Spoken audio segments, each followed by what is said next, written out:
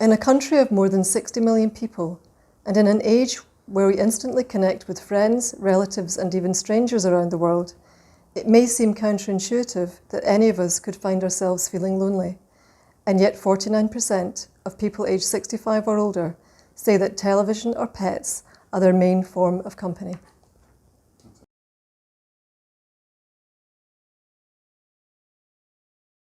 I do feel lonely at times.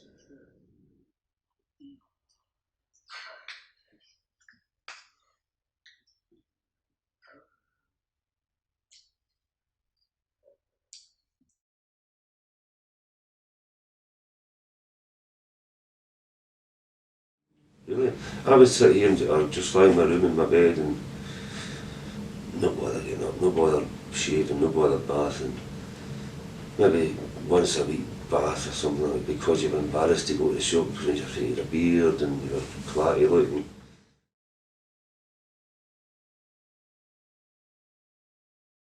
It's really important to think about definitions. You can define loneliness as the difference between the meaningful connections that we have and the ones that we want. So it's that gap where loneliness really starts to bite. Social isolation is an objective state.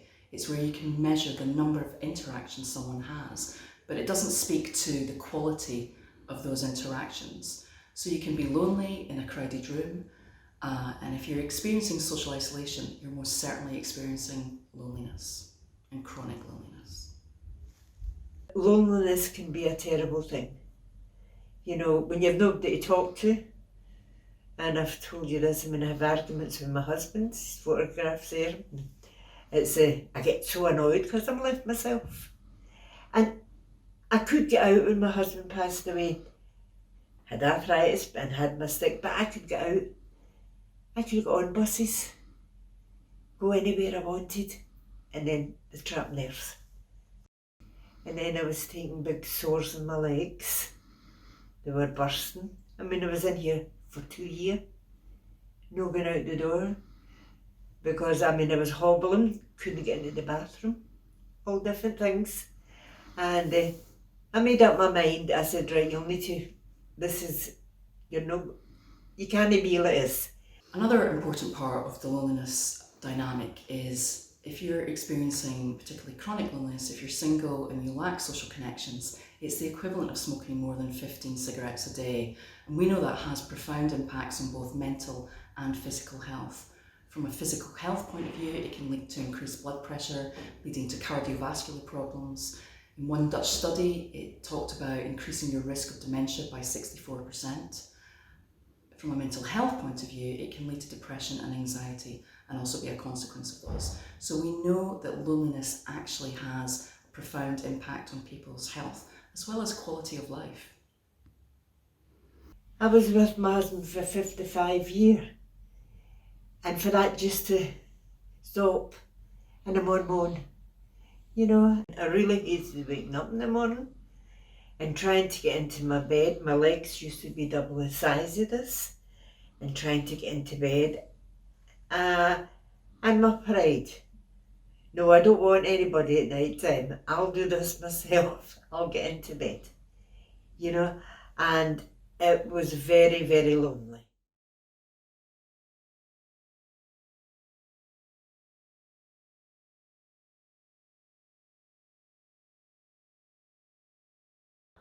Social isolation and loneliness are both huge issues for older adults in Glasgow, and as a society we now have a strong understanding of the implications of both, especially on a person's ability to keep themselves healthy and well. There's so much great work being done in the city to relieve social isolation and to build those connections, but often what we find the missing part is that support to help people find the connection back to themselves first, and to help them just take that time to consider what it is they really want from their future and what options are available to them. I suppose we believe in this element as a service because we often encounter social isolation and loneliness as symptoms of wider issues, which people need to be given that time to reflect on before moving forward. So given all that, when we work with an older person, we want to build a picture of their whole life and really get to know them and find out what's working for them.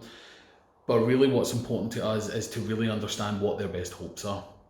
We do this because we know that people are most motivated when they're working towards something that they want, and it also ensures that we're also being led by the person at all times. So once we know what someone wants from life, we'll walk alongside them towards that goal, and we'll layer in the right support at the right time to help them address those wider challenges and to really help them live the life that they want. So I suppose if we continue to look at social isolation as a symptom, then we're not so much relieving it as sort of reversing it, really. And by building that resilience and confidence, and with the right support, people can reconnect with themselves and their communities in a more sustainable way and with a much better chance of long-term success. And as we know, building those meaningful connections can have a huge impact on a person's health and well-being, and especially their ability to maintain their independence for longer. What I like about Glasgow's Community Connector service is it looks at the whole person. It doesn't look at a diagnosis of what's going on in someone's life, but you also address some of the key underlying problems that someone is facing. So people might be referred to your service because there's long-term health conditions, but you're also looking at how connected they are in their community and finding ways to help them get to their best on their best day. So I think that's quite a unique way of doing things, certainly that I've seen in a Scottish context.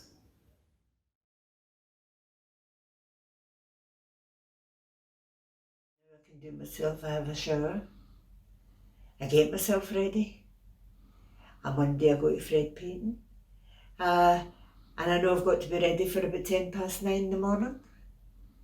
They come and get me, back here at 3:45. Once a month, once a fortnight I go to the parish church. So this gives me all things to do. The days I don't go out, I still do the same thing. I get washed and dressed, and I'm a great reader. The library comes to me, and I read, bring me books to read. I'm not thinking and doing anything to myself. Then I was, and this is a difference.